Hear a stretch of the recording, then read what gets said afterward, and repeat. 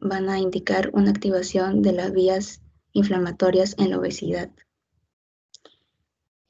También va a haber un incremento, en la obesidad va a haber un incremento muy significativo de los macrófagos hepáticos reclutados, que va a haber también una producción local de inflamaciones de quimiosinas y citocinas, las cuales van a generar una resistencia a la insulina en los hepatocitos.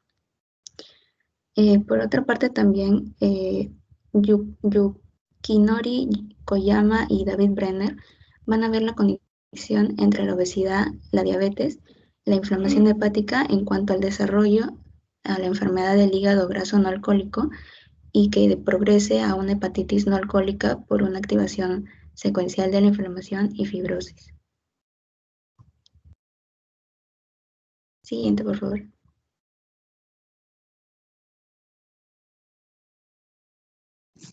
Ya. Ahora, para continuar con la exposición, vamos a hablar acerca de la parte de qué desencadena la inflamación inducida por la obesidad.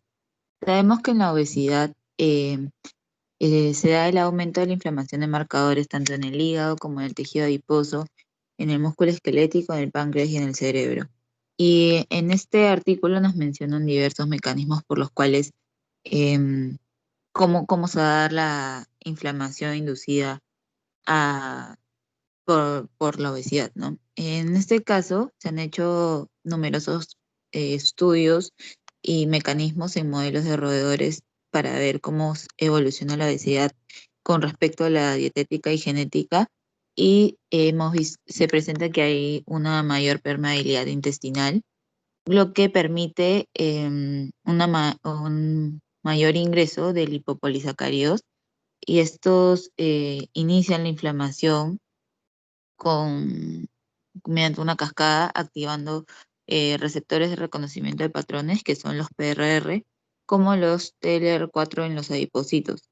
Y esto, el aumento de estos lipopolisacáridos está altamente relacionado con el desarrollo de la diabetes mellitus tipo 2 en humanos. Es un factor circulante sistémico y es el causante de que esta señal de inflamación aumente. La siguiente, por favor. Ya. Ahora, con respecto a los cambios del sistema inmunológico intestinal, va a influenciar en la inmunidad sistémica y en el metabolismo de la glucosa. Van a haber, como ya sabemos, un aumento en el consumo en la dieta diaria de lípidos, va a aumentar esta inflamación, y así los ácidos grasos libres pueden provocar la inflamación al unirse directamente con el TLR4 y el TLR2 a través de la fetoína A, que es la proteína adaptadora, y dando como resultado la activación del NFK-beta y el JNK1. Estas van a aumentar la secreción de quimiosinas atrayentes de monocitos de proteína tipo 1, de adipocitos o hepatocitos, lo que van a llevar un aumento de los macrófagos proinflamatorios. También mencionan en el artículo un dato importante, que el consumo de los ácidos grasos de tipo omega 3 y omega 6 van a tener un rol antiinflamatorio. La siguiente, por favor.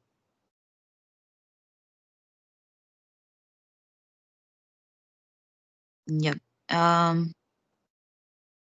Ahora, en la hipoxia celular en el tejido adiposo, también va a producir que en condiciones, la exposición del tejido adiposo en condiciones hipóxicas van a inducir el aumento de estos genes inflamatorios, y la necrosis de adipocitos está relacionada con el desarrollo de la inflamación. A medida que se va expandiendo el tejido adiposo, se va a ir desarrollando la hipoxia o el incremento del consumo del oxígeno, y la hipoxia celular va a iniciar con la inflamación por la inducción del gen H1F1. La siguiente, por favor.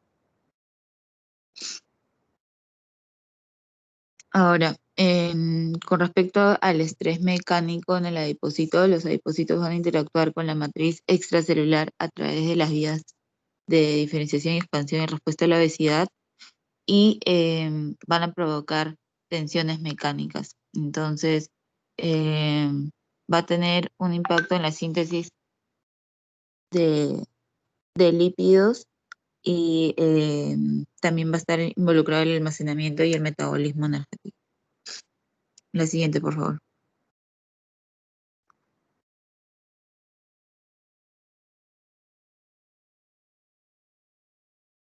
Ya, ahora por último, en la obesidad y la inflamación asociada a la obesidad se han vinculado alteraciones en las funciones cerebrales, ya que sabemos que el hipotálamo es importante por el mecanismo de saciedad y de apetito, y van a ver esto, el hipotálamo es el encargado de controlar los circuitos neuroendocrinos y regulan, incluye el sistema de melanocortina que regula el comportamiento de de la alimentación y el gasto de energía. Ahora, las dietas altas en grasas y calorías inducen procesos inflamatorios en el hipotálamo y este, también está relacionado con los niveles de dopamina. La siguiente.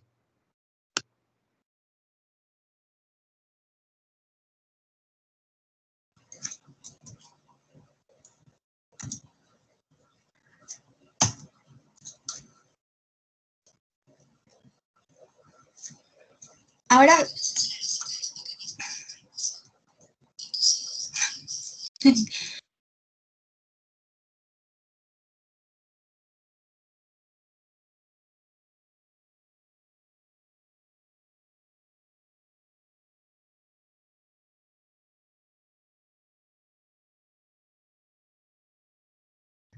Ay, no, la línea de internet.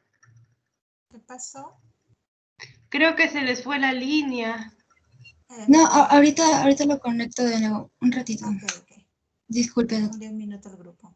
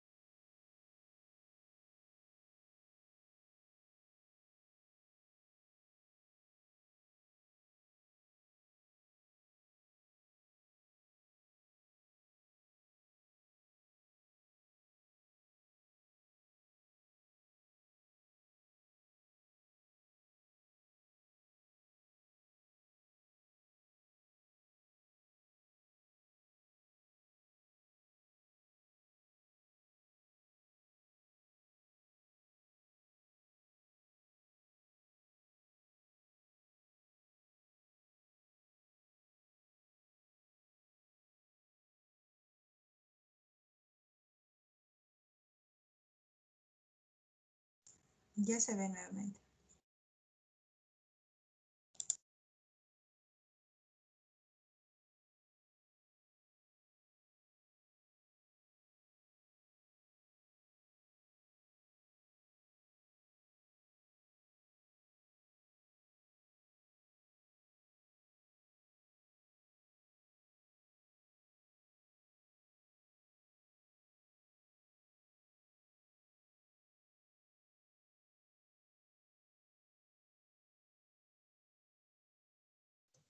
Ya, doctora, disculpe el inconveniente con las diapositivas.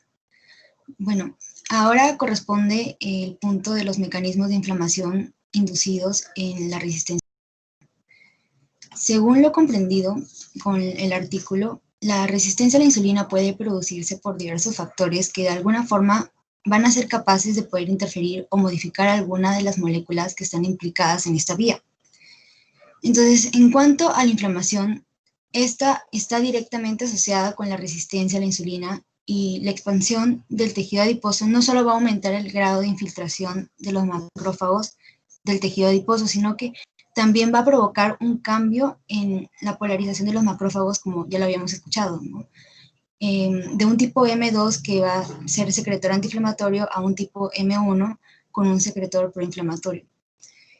Estos últimos van a ser los responsables de la expresión de la mayoría de las citocinas proinflamatorias, que son responsables de la expresión de esta producción del tejido adiposo y de las moléculas implicadas en el reclutamiento que van a atraer a los macrófagos para que se encuentren en este tejido. Entonces, esto va a amplificar la activación de las vías inflamatorias. Y se han hecho unos estudios con unos ratones obesos en el cual la inhibición de la señalización inflamatoria por la desactivación de vías clave, incluidos los componentes de las vías del factor nuclear kappa B y del JNK, que es el Junc N-terminal quinasa, así como muchas otras moléculas de señalización proinflamatorias. Entonces, estas se determinó que pueden alterar el vínculo entre la obesidad y la resistencia. Y muchas de estas vías, o sea, pueden bloquear de forma tanto directa como indirecta la acción de la insulina. Entonces vamos a encontrar al leucotrieno B4, que este va a ser un derivado del ácido arquidónico y puede atenuar directamente la señalización de la insulina en miocitos y hepatocitos. También vamos a tener a la galectina 3, que es una lectina que es secretada en gran parte por los macrófagos, que va a promover la inflamación y también va a causar una resistencia directa a la insulina, ya sea en los músculos, en el hígado, en las células grasas.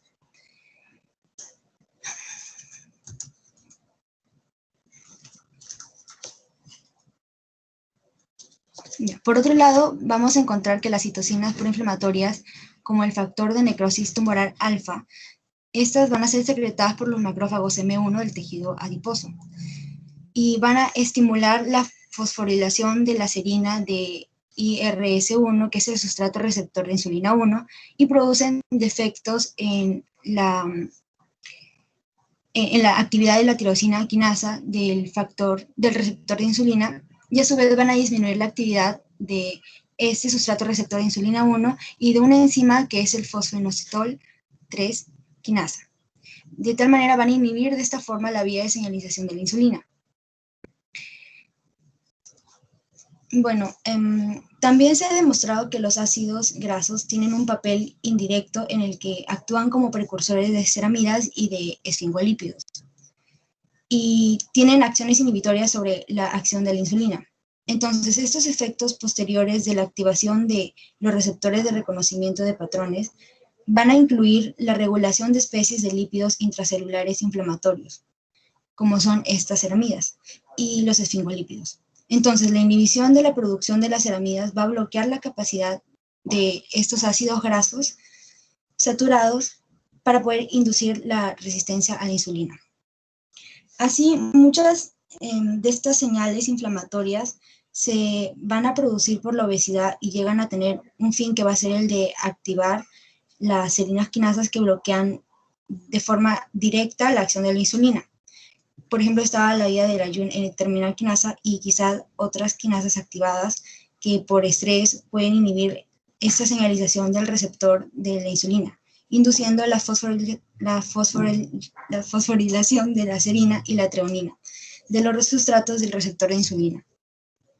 Entonces, ya sea de forma directa o indirecta, el aumento de los ácidos grasos libres como una consecuencia de la expansión del tejido adiposo, y con esto se va a dar el aumento de la producción de las citocinas proinflamatorias, se va a producir un desarrollo de la resistencia a la insulina. Entonces, no solo en el tejido adiposo, sino en otros tejidos, como ya se habían mencionado, y donde las moléculas van a desarrollar su acción inhibitoria sobre la insulina, lo cual va a ser importante porque se pueden desencadenar otras enfermedades, como ya sabemos, de la diabetes tipo 2 y del síndrome metabólico.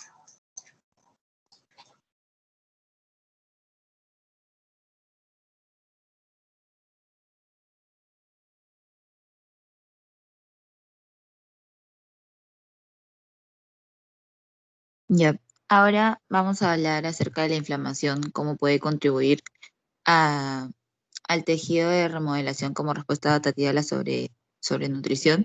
Como ya se mencionó anteriormente, la inflamación se va a correlacionar con la resistencia a la insulina y además que esta inflamación va a desempeñar un papel importante la, para la adaptación a la sobrealimentación. Este papel eh,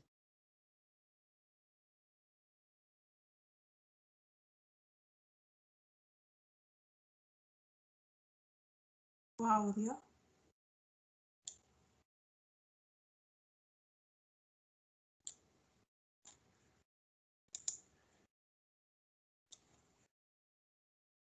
Tesia, no se te escucha. ¿Los demás la pueden escuchar o...?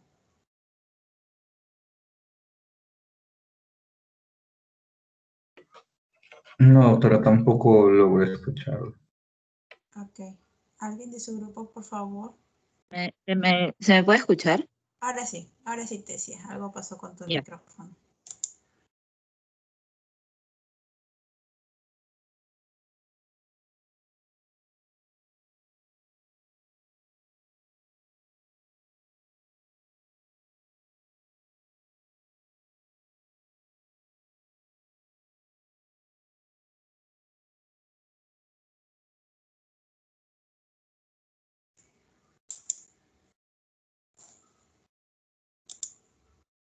Doctora, tengo problemas de red, pero no sé si puedo seguir exponiendo. A ver, inténtalo, Tesia. Ojalá no se te vuelva a ir el audio.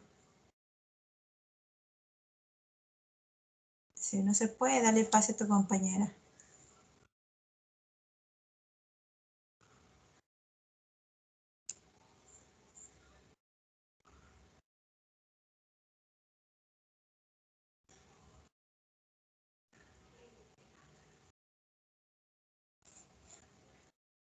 ¿Alguien del grupo que siga?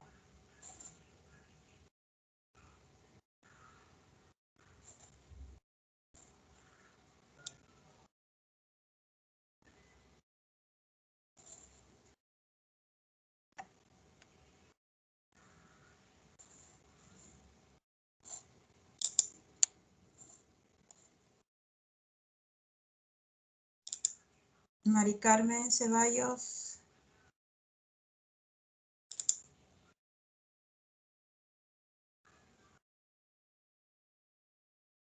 Mari Carmen. Yo lo podría continuar. Ok, Claudia. Sí, es Adelante. que, claro, sí, porque Tessa tiene ahorita problemas con su red. Ok. Ya, bueno, estamos en este punto de la inflamación que puede contribuir al tejido de remodelación como la respuesta adaptativa a la sobrenutrición.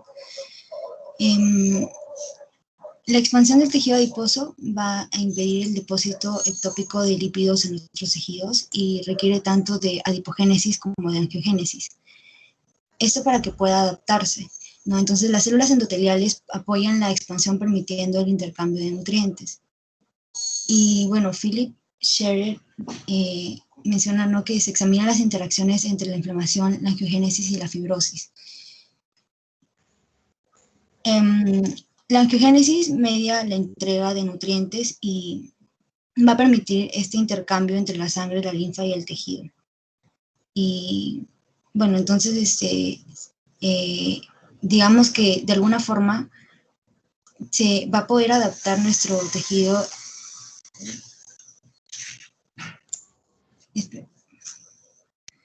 Espero que no se escuche. Están construyendo en mi casa, disculpe. Pues un ratito. A ver. En el otro grupo también hubo problemas de este tipo. A veces pasa así.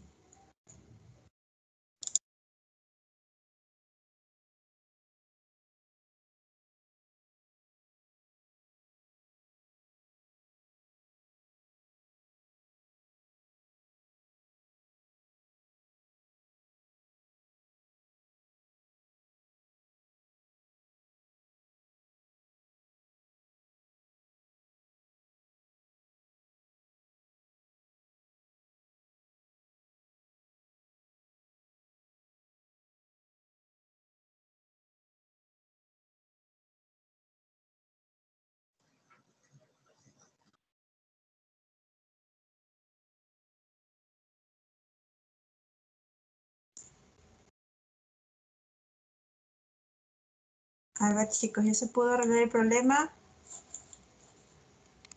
Estaba hablando y creo que tenía el micrófono apagado. Ok, Bueno, Claudia. disculpe, durante las primeras fases de la obesidad, entonces, los procesos inflamatorios van a tener un papel importante porque apoyan a esta respuesta adaptativa en cuanto a la angiogénesis y la lipogénesis, ¿no? Pero si continúa la inflamación, la angiogénesis y la expansión de tejido adiposo puede conducir a la resistencia a la insulina, la fibrosis y la disfunción de los adipocitos y a una muerte celular. O sea, en teoría, al inicio, digamos como que el tejido puede adaptarse y puede mantenerse de alguna forma estable, ¿no? Pero si esto sigue avanzando y se llega puede distorsionarse y lograr tener otro tipo de enfermedades que ocasionan un mal como la diabetes, ¿no? Por la resistencia a la insulina.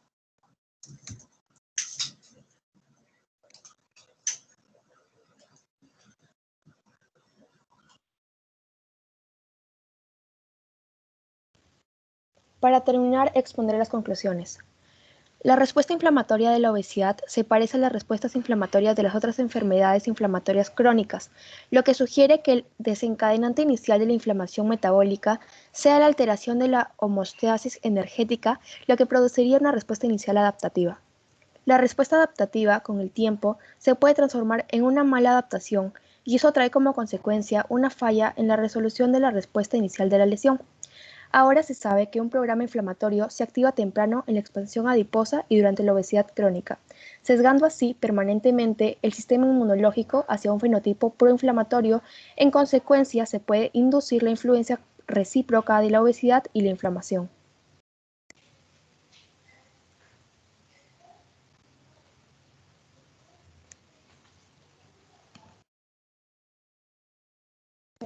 Muchas gracias. Estas son nuestras referencias bibliográficas. Ok, chicos. Bueno, agradecemos al grupo. Lamento que haya habido todos esos problemas que ha hecho pues que no podamos disfrutar de una exposición de manera completa y tranquila, ¿no? Pero bueno, entiendo los problemas, a todos nos pasa el problema con el internet. Tratemos de sacar los puntos más importantes en este seminario, los conceptos que debemos llevarnos a casa. Y bueno, el grupo, bueno, al menos los que están presentes, que no tengan problemas de audio, me van a ayudar para responder a las preguntas de sus compañeros y a las preguntas también que, que requieran, ¿no?, mayor explicación en lo que viene a ser a ver, un momentito, la respuesta de las preguntas que he realizado. A ver.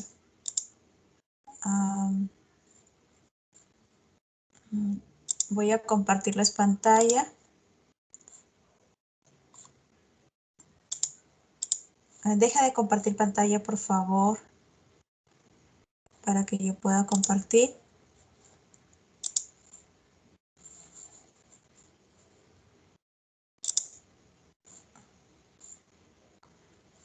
A ver, la obesidad es una enfermedad, ¿no?, que actualmente, como han leído en el artículo, está afectando a una gran cantidad de la población, y lo más preocupante es que está afectando a los niños. Y es que nuestro estilo de vida está cambiando, ¿no? Nuestra forma de comer, lo que comemos es el gran problema, ¿no? Y eso nos está llevando a este problema de salud que nos acarrea además otros problemas de salud adicionales, ¿no?, como la arteriosclerosis que hemos estado viendo en clases anteriores, la diabetes, por ejemplo, también, problemas musculares, ¿no? A ver, chicos, voy a compartir con ustedes. A ver, no sé por qué no puedo ahora yo compartir. A ver.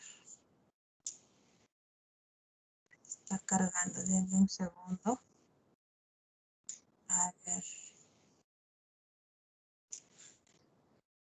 Ya se puede compartir, creo. A ver, por favor, me dicen, chicos.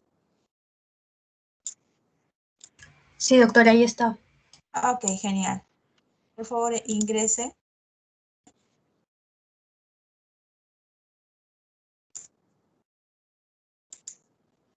Mientras ustedes van ingresando, vamos hablando en lo que sus compañeros ya han hablado, en la obesidad.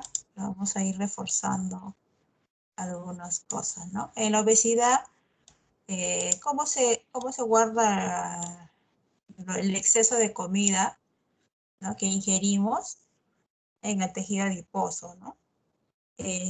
Pero el tejido adiposo, ¿no?, con el que crecemos, podemos decirlo, con el que nacemos, vamos creciendo, se va modificando conforme a nuestra dieta, ¿no?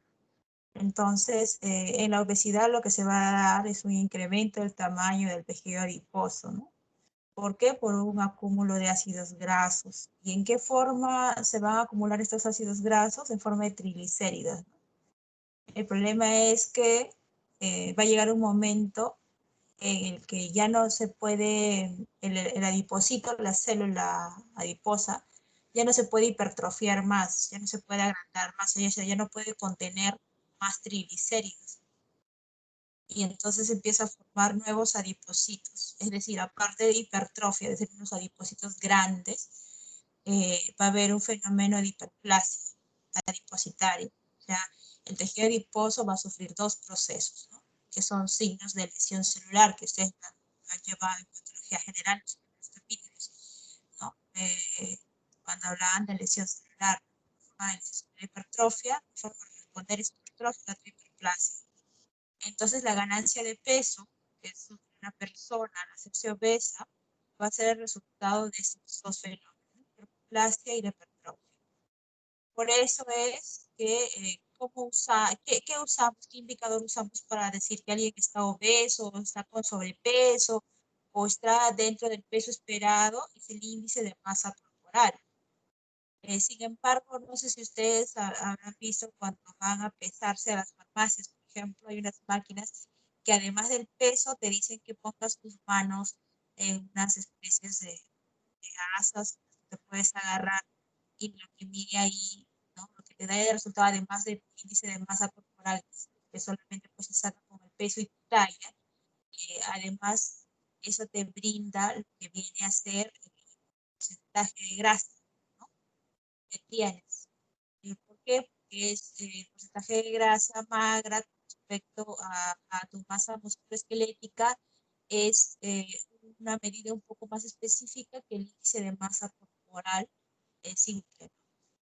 Pero sin embargo, debido a que el índice de masa corporal es más fácil de medir, es el indicador que se usa para decir que alguien está en obesidad o está en sobrepeso.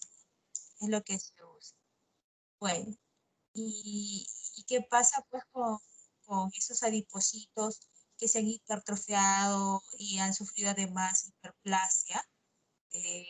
Como están aumentando tanto de tamaño, están aumentando en número, lo que va a pasar es que ese tejido adiposo va a demandar mayor cantidad de oxígeno, porque son una mayor cantidad de población celular, y si demandan una mayor cantidad de oxígeno y no hay mucho porque están reproduciéndose en demasía, ¿qué va a pasar?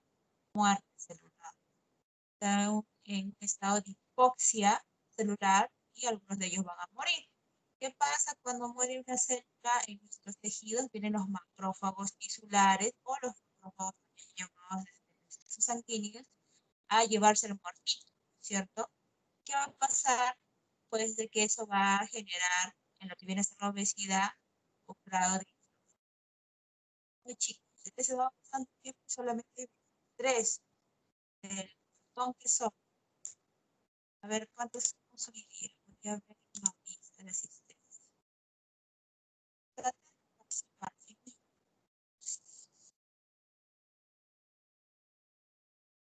Que hace más creativos. Somos 36 actualmente.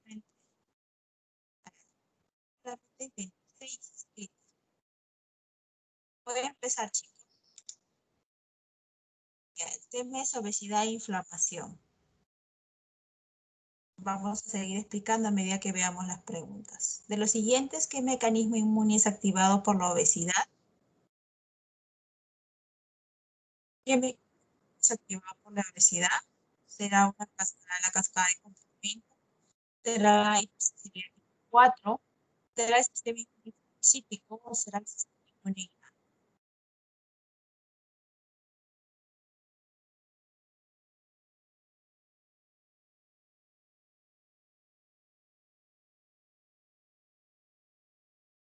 Fácil pregunta.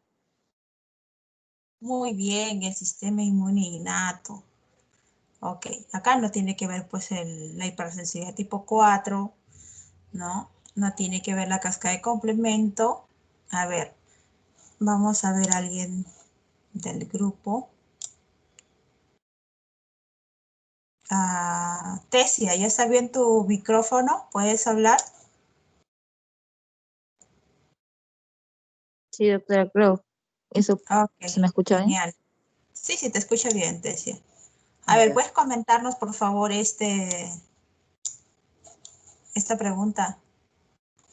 Ya que los cambios inmunológicos que se van a producir en la obesidad van a afectar tanto en la inmunidad tumoral como también, sobre todo en la secreción de anticuerpos y también en la inmunidad celular.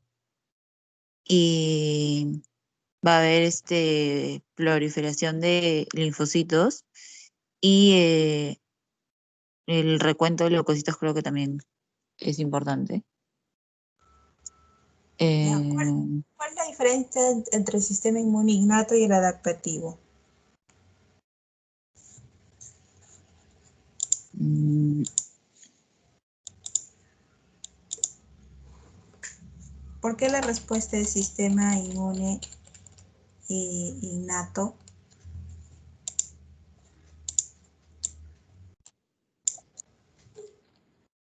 ¿Sí? ¿Alguien del grupo?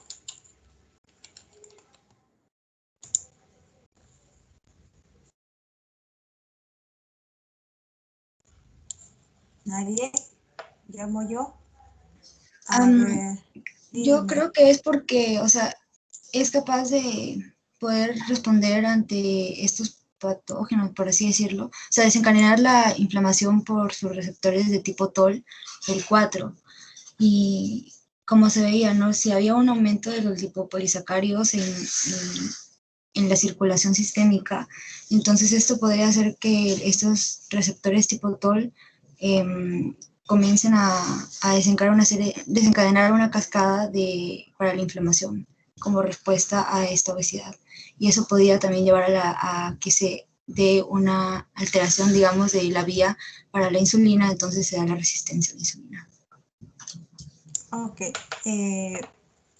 La inmunidad innata y la adaptativa, la diferencia principal es que la innata es la que llamamos pues la natural porque está constituida por mecanismos ya existentes, ¿no? Antes de que se desarrolle una infección o una lesión, ¿no?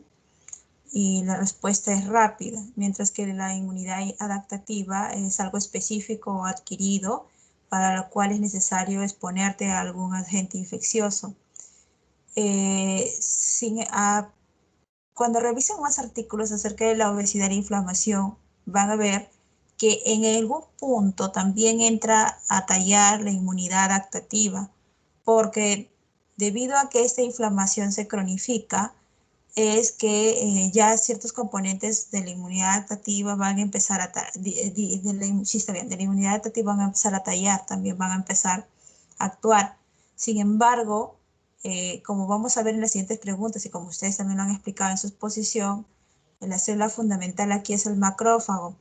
Y entonces, dentro de lo que vienen a ser mecanismos ya existentes a que se desarrolle una agresión, están las células como el macrófago, ¿no?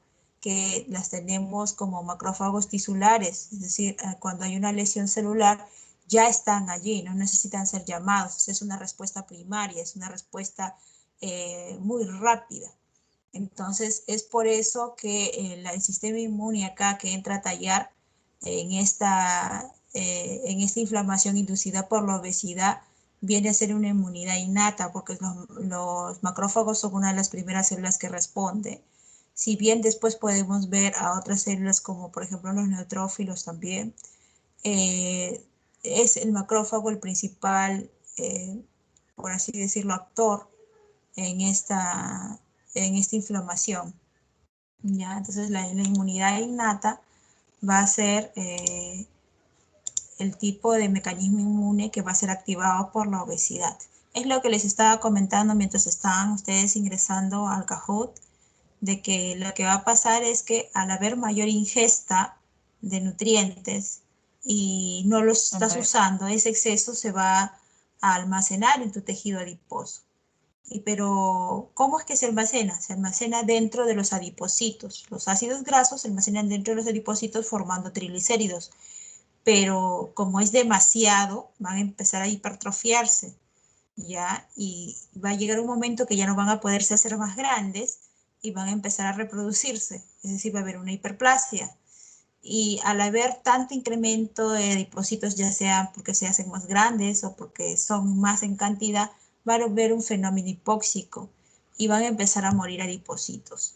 Al morir los adipocitos, van a venir los macrófagos tisulares, primero que nada, para llevarse, por así decirlo, los cadáveres, y no se sabe exactamente cuál es el mecanismo por el cual esto hace que se gatille el hecho de que los macrófagos empiecen a secretar interleuquinas que van a promover la inflamación.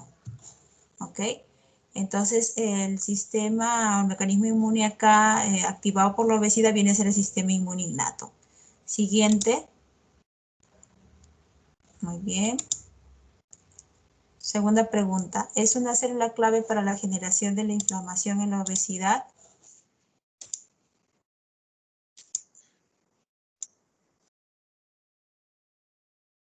Ya hemos dicho, y ahí no pueden fallar. Todos van a marcar lo que está bien.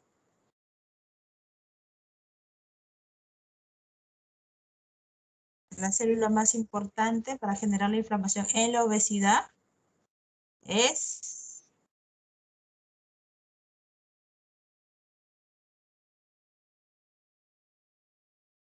Muy bien, casi todos, ¿no? La célula clave para la generación de inflamación en la obesidad es el macrófago. Excelente, eso no requiere absolutamente ninguna explicación, es una pregunta muy fácil. En la inflamación desencadenada por la obesidad existen los siguientes cambios, excepto... ¿Qué cambios existen en la inflamación que desencadena la obesidad o que la induce? Excepto, ¿qué cosa no hay? Miren, este M1 es un maloso, le gusta encender el fuego, le gusta fastidiar, mientras que el M2 es el bueno que está con su regadera ahí tratando de calmar el fuego, ¿no?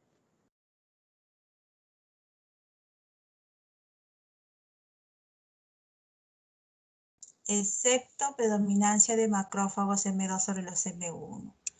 Así es. En la obesidad lo que existe es un estado proinflamatorio, ¿ya? Entonces, fenotípicamente o funcionalmente, el macrófago se divide en dos, macrófago M1 y macrófago M2, ¿ya? Lo que viene a ser los macrófagos M1 suelen ser aquel que vieron en la figurita que está ahí con su cerillo encendido, con su fósforo echando fuego, porque es un proinflamatorio, mientras que el macrófago M2 es antiinflamatorio. Ya cualquiera de los macrófagos puede convertirse a uno u otro, eso va a depender de los factores estimulantes del medio en el que se encuentre, y además un macrófago M2, por ejemplo, o un M1, puede convertirse en M2 o M1 o viceversa, es decir, tienen cierta polarización, ¿no? Hacia uno u otro lado dependiendo del medio en el que se encuentren, ¿no? Entonces, ¿va a haber un incremento de macrófagos M1? Sí, sí, porque es un estado proinflamatorio. ¿Hay un incremento de macrófagos en general? Sí, ¿no? Y estos también ayudan a tener un estado inflamatorio asociado a un linfocito, que es el linfocito Th1, que es un subtipo del linfocito CD4, ¿ya? Lo que es el excepto es la predominancia de macrófagos M2 sobre los M1, porque eso significaría que habría más macrófagos de tipo antiinflamatorios que proinflamatorios. Y estamos diciendo que la obesidad induce inflamación, por lo tanto el medio en el que vamos a estar es un medio proinflamatorio, que está promoviendo la inflamación. Entonces, lo que hay en la obesidad es lo contrario. Hay mayor cantidad de macrófagos M1 y menor cantidad de M2. Por eso el excepto, el falso aquí, viene a ser esta alternativa que está de color verde. ¿Ya? Y el incremento de macrófagos M1 sí hay, ¿no? Tal vez se han confundido porque, ¿cómo se llama? Porque vieron acá incremento y no se dieron cuenta del excepto. Tal vez es una razón por la que se han equivocado y tal vez han marcado activación del linfocito Th1 porque los demás todo decían macrófago y esto decía otra cosa diferente. A ver, veamos. Muy bien, Mari Carmen, sigamos. Cuarta pregunta. La obesidad genera lo siguiente, excepto. La obesidad genera resistencia a la insulina, la obesidad genera inflamación crónica, la obesidad genera inflamación aguda, la obesidad genera incremento de macrófagos, disculpen. ¿Cuál de ellos excepto? ¿Cuál no genera? Entonces sería la pregunta.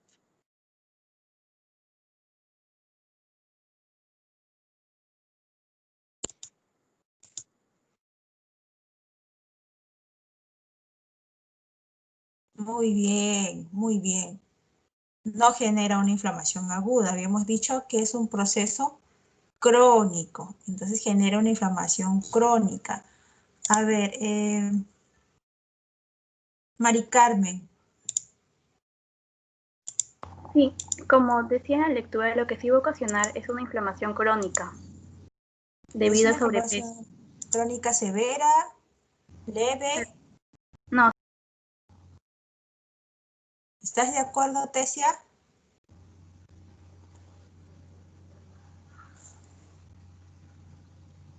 Tesia, ¿estás de acuerdo?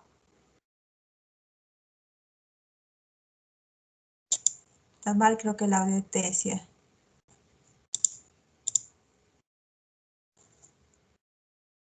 Claudia.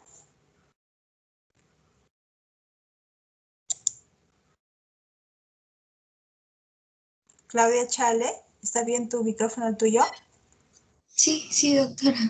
Ok, ¿una inflamación crónica de qué tipo? Severa, como dice mi compañera. No, es Sí, una inflamación crónica leve. pero ¿Ya? con el tiempo puede modificarse, No. creo. No, Por el tiempo es pero precisamente por eso se llama crónico, porque se desarrolla a no, lo largo del tiempo. Por eso se llama crónico.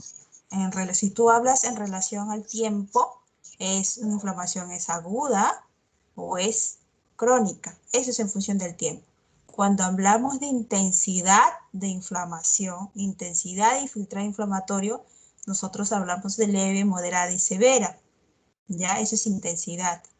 Y la inflamación generada por la obesidad es crónica, porque dura en el tiempo, genera un montón de cambios, pero su intensidad es leve, ¿ya? Si fuera severa, generaría cambios mucho más drásticos y mucho más rápido, ¿ya? Ok, sigamos. A ver, alguien me ha hecho un comentario acá. Vamos. Eso, muy bien, Daniela Bonilla. Una inflamación crónica de bajo grado, leve, ¿no es cierto? Sigamos. Muy bien, Alison, felicidades. ¿Verdadero o falso? Esa es una pregunta súper fácil. ¿Una persona obesa definitivamente desarrollará diabetes? ¿Verdadero o falso esa afirmación?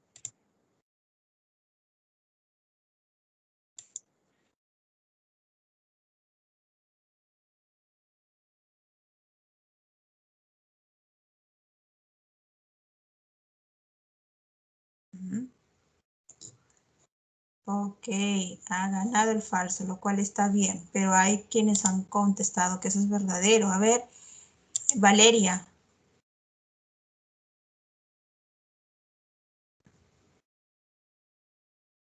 Valeria Chachi.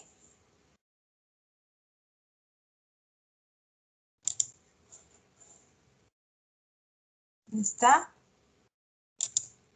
¿Ya se fue? Doctora, lo que pasa es que algunos tienen problemas con su señal y se les va o se les apaga, les sale el... Ok, para estar entonces, están presentes Tesia, Mari Carmen y Claudia. ¿Sí? Sí, pero creo que Tesia tampoco tiene audio. Ok, entonces ustedes dos van a hacer mi punto, lo siento mucho. No te preocupes, tienes más oportunidad de ganarte más puntos. Ok. Mari Carmen, entonces serás tú. A ver, Mari Carmen. Coméntame esto. ¿Una persona obesa definitivamente desarrolla diabetes, sí o no? ¿Por qué? No, porque también depende del factor genético, la herencia. Si tienes un familiar que es diabético, puede ser que sea propenso, más no que desarrolle la diabetes. Así es. Depende de su sedentarismo, depende mucho de la comida, de la ingesta de alimentos, así que no toda persona obesa puede ser diabética.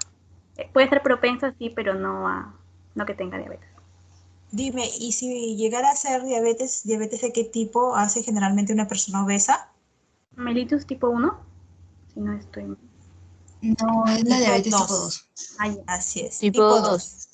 2. Tipo 2. A ver, tipo 2 y tipo 1, ¿cuál es la diferencia?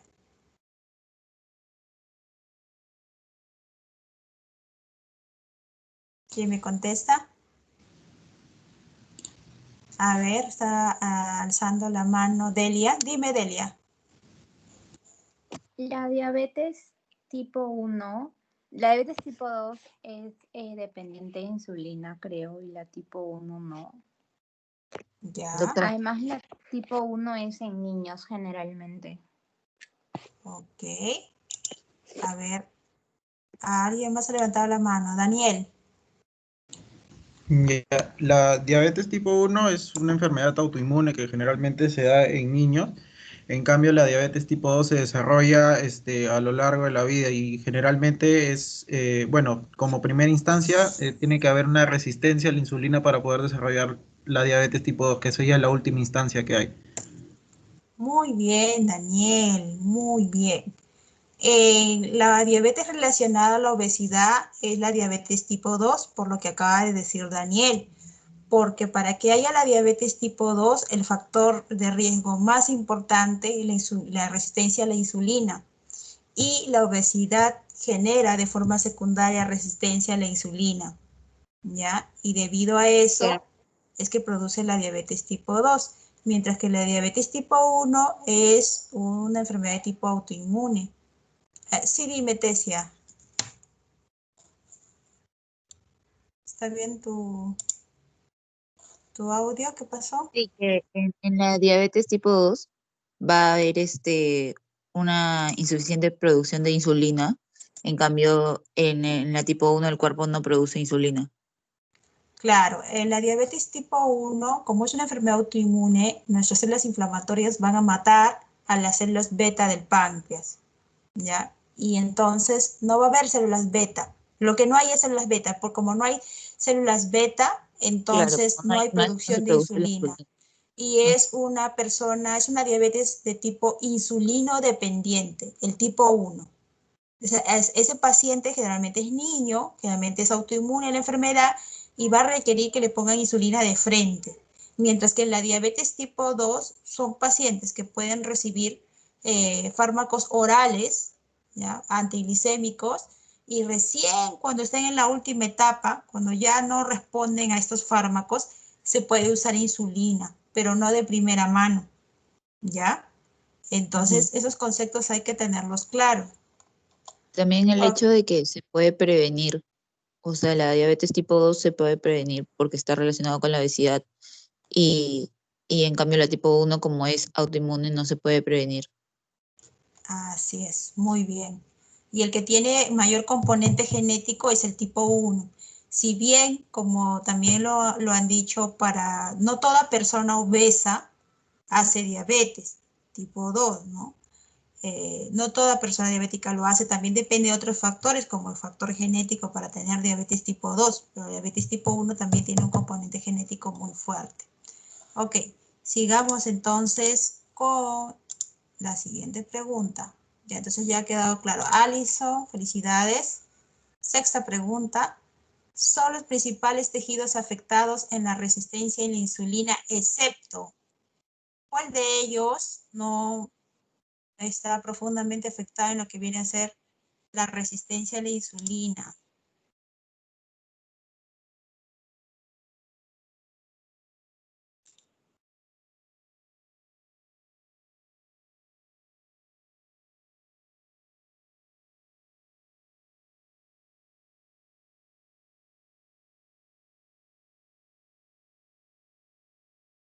Cerebro. Uy, acá ha habido una decisión, muy heterogénea. A ver, ¿quién me responde del grupo? Claudia.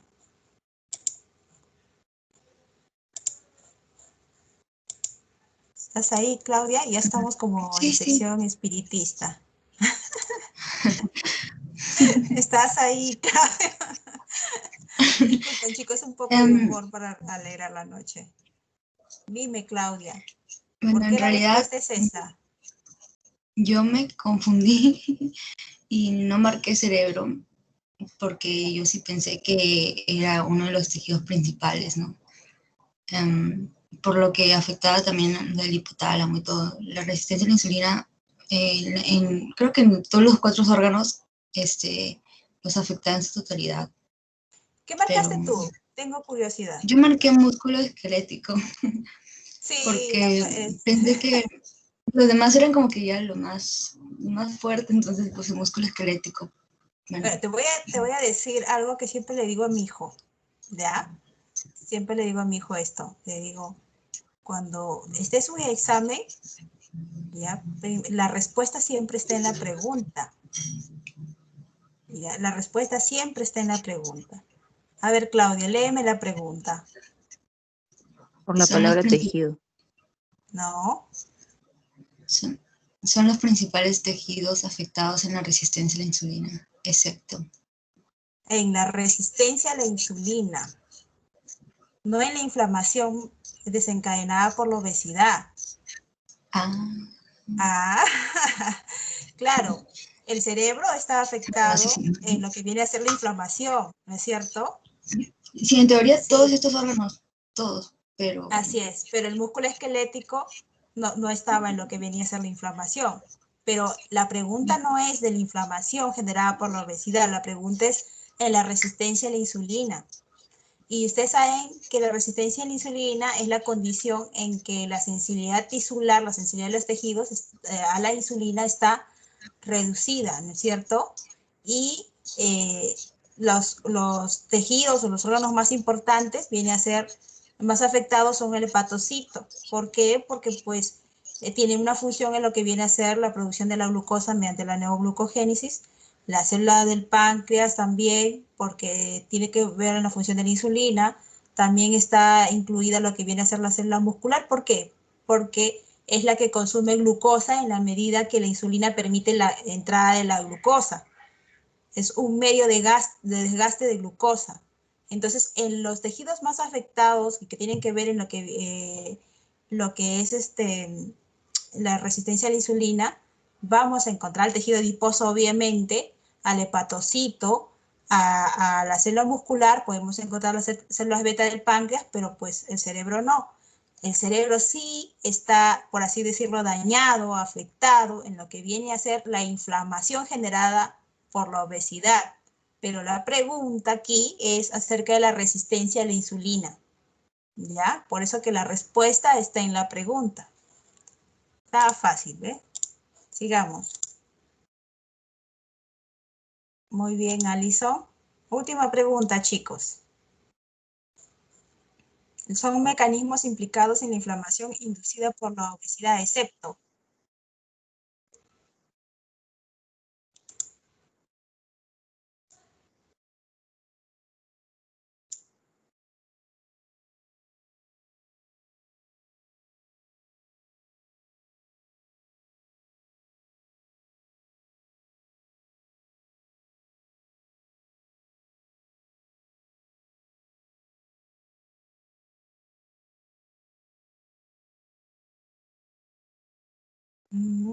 Predominancia de un estado antiinflamatorio, es así. ¿Por qué?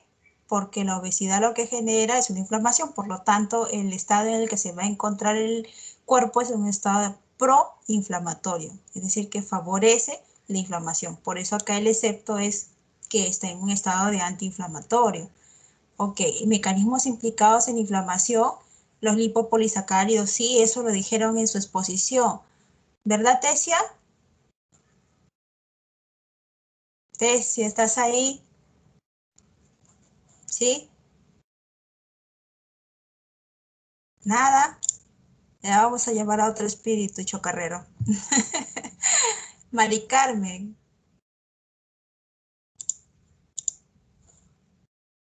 ¿Tampoco está Mari Carmen? ¿Qué ha pasado? Claudia. Sí, doctora. Ok, Claudia, lo siento mucho. Todo el mundo está con el internet fallando hoy día. Dime una cosa, a ver, solamente para reforzar a tus compañeros. ¿De dónde salieron los lipopolisacáridos? Del intestino, de una dilatación intestinal. Sí, de las bacterias gram positivas. La verdad ahí tengo una duda muy seria. Voy a revisar mejor ese artículo, tal vez luego hicieron una adenda, no sé, porque los lipopolisacáridos están en las bacterias gram negativas.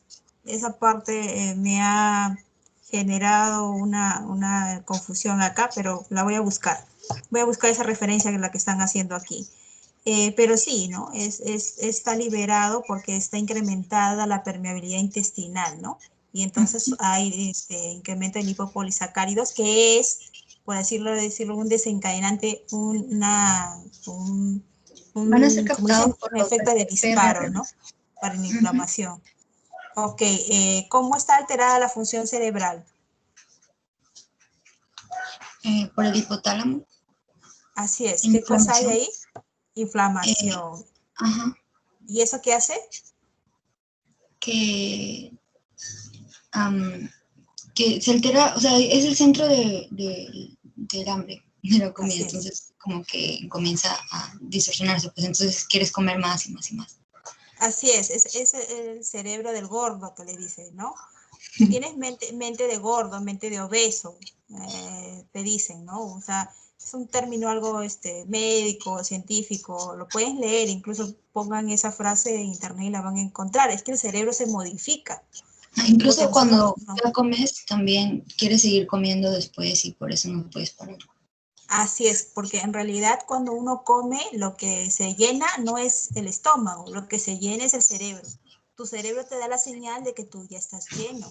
Obviamente tu estómago pues tiene nervios, tiene terminaciones nerviosas que le van a decir, oye, ya estoy lleno y todo lo demás, pero precisamente ese es el problema en la obesidad, la inflamación hipotalámica que hay genera un cambio de modo que no está respondiendo a la respuesta, o sea, a la información que le está brindando el estómago de que ya está bien distendido, que está bien lleno y tiene ganas y ansias de comer más. Entonces ese es el cerebro del gordo, el cerebro del obeso. ¿Y a qué se refiere con la polarización de los macrófagos? O sea, es el cambio de los macrófagos de M1 a M2. En lo que es obesidad, se incrementan los de M1 porque son los proinflamatorios. O sea, pasan de ser antiinflamatorios a proinflamatorios y es digamos como que un indicador de su diagnóstico, lo que predomina. Muy bien, muy bien. Muy bien, Claudia. Entonces, esa es la última pregunta y que ya creo que nos nos ha dejado bastante claro Claudia. Sigamos. A ver, vamos a ver quién ha ganado. ¿Cuál de mis espíritus chocarreros? A ver, Diego, felicidades. La gente se ha puesto. Mari Carmen. Segundo puesto quedó Mari Carmen. Y Alison. Muy bien, Alison. Andrés y Daniela están como los más rápidos cuando respondieron. Excelente, felicidades, chicos. Sigan esforzándose. A ver, tengo un comentario en el chat. Bueno, ya la dejé de compartir. Voy a cerrar un ratito, disculpenme el cajón para que deje de estar saliendo ese sonidito que me molesta. Ok, ya está. Entonces, chicos, espero que haya quedado claro. La obesidad lo que causa es un proceso inflamatorio de tipo crónico y leve, ¿ya? En algunos artículos lo van a encontrar como un proceso de metainflamación. ¿Por qué? Porque es como que llega hasta un nivel tope y no sobrepasa eso, porque aparentemente su forma de actuar es extenderse a gran cantidad de tejidos, ir afectando poco a poco de forma insidiosa y por bastante tiempo. Y lo principal aquí viene a ser que el incremento de la ingesta sobrepasa la capacidad de almacenaje del tejido adiposo, que lo que va si te dijeran qué cambios veo en el tejido adiposo, qué cambios histológicos veo en un tejido adiposo de un paciente obeso, la respuesta es hipertrofia e hiperplasia de los adipocitos. Y te pueden preguntar, ¿y puede haber necrosis? Sí puede haber necrosis. ¿Por qué? Porque como hay hipertrofia e hiperplasia, como les he dicho, entonces va a haber hipoxia celular, porque no hay una suficiente neoangiogénesis, lo suficientemente rápida para nutrir a estas células que se están dividiendo y se están agrandando y están requiriendo más oxígeno. Y al haber este fenómeno de apoptosis, va a favorecer el reclutamiento de células inflamatorias, y una de ellas es el macrófago. Y recordemos que el macrófago no solo tiene actividad fagocítica, ¿ya? Entonces, cuando hablemos de macrófagos, recordemos que los macrófagos tienen 6 funciones en promedio, y la fagocitosis viene a ser una de las funciones más primitivas que tienen los macrófagos, que es pues fagocitar tanto microorganismos extraños, patógenos, también fagocitar células apoptóticas, ¿no? que hayan muerto por su ciclo de envejecimiento celular. También tienen una función en la regulación de la hematopoiesis, y tienen una función incluso en lo que viene a ser, tiene una actividad antitumoral también, que también ha sido bastante investigada, y que tiene que ver con la polarización de M1 a M2, pero una de las más importantes es la secreción de productos biológicamente activos, como las interleuquinas y las citoquinas. Y es esa la función que está, por así decirlo, más explotada, más vinculada con el proceso de la inflamación en la obesidad, ¿ya? Y la predominancia de este tipo de macrófago, el M1, que es proinflamatorio, va a generar toda una secuencia de pasos que va a llevarnos a lo que viene a ser la resistencia a la insulina también.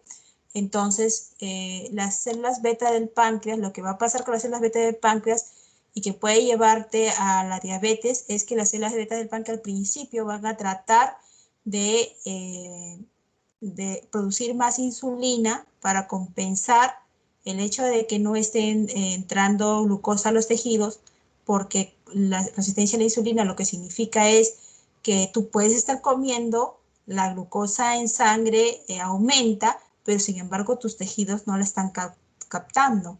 La insulina que se está secretando no es suficiente para ellos, por así decirlo, para que haga ingresar la glucosa dentro de las células. Entonces las células beta se empiezan a esforzar y a generar una hiperinsulinemia. Aumentan la secreción de insulina, pero va a llegar un momento en el que se van a agotar de tanto esfuerzo y entonces van a morir también. Y eso va a generar al final la diabetes, ¿ya? Entonces, es todo un ciclo de cambios que se van produciendo de modo que va generando al final más complicaciones, ¿ya? Pero lo que hay que tener claro, lo que hay que llevarnos a casa, es que la obesidad es en sí un fenómeno inflamatorio crónico leve, que va a implicar muchos órganos, como ustedes ven, incluso el cerebro lo va a modificar, y otros órganos. Y lo que la grasa más, por así decirlo, más dañina, la que más problemas te va a traer es la grasa visceral, la que está entre tus órganos. Y obviamente la grasa que también se va a ir acumulando en tus vasos sanguíneos y que nos va a traer a la larga otras complicaciones, ¿no? Como las enfermedades cardiovasculares, por ejemplo, ¿no? Entre las más importantes. Bueno, chicos, eso es básicamente la sesión del día de hoy. ¿Alguna pregunta, duda? De verdad, estoy muy satisfecha que el día de hoy hayan querido participar, bueno, y hayan participado algunos por el chat, otros que hayan alzado su mano. Eso es muy importante, no solo porque se les pueda dar un punto ni nada, sino porque permite que los demás también puedan aprender. Okay, espero seguir viendo participación en las siguientes sesiones y no estemos pues como en una sesión de espiritismo, estás o no estás, ¿no? Ok, ¿qué grupo expone la siguiente semana? A ver, a pedido de Clara. A ver, hoy he expuesto el grupo 15. Se supone debería tocarle al grupo 1, pero el grupo 1 se ofreció la vez pasada cuando un grupo tuvo un problema, ¿ya? De modo que va a exponer el grupo 4, que es de Andrés Angulo, Erika Araca, Kevin Arboleda, María Argondoña y Mauricio Argüelles, ¿ya? El grupo número 4 es el que va a exponer la siguiente clase. Por favor, Nos toca, chicos. Ay, perdón. Por favor, chicos, traten de participar y de que todos aprendamos. Ok, entonces eso sería todo. Justo hemos terminado a tiempo. Que tengan una buena noche, pasen un buen fin de semana, ya vayan poniendo el arbolito, vayan celebrando el Adviento también, que es muy importante tener a Dios en nuestro corazón. Y bueno, les deseo lo mejor. Nos estamos viendo en la próxima reunión. Hasta luego. Adiós, Miss. Feliz semana de Adviento. Hasta luego.